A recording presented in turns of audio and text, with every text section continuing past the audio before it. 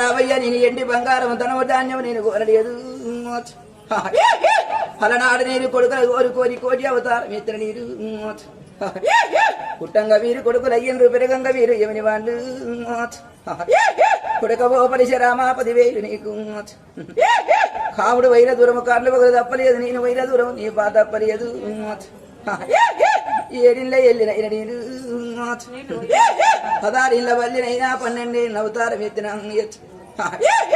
నా గర్భాన పుట్టినవు నా తల పంట తీస్తురా రామయ్య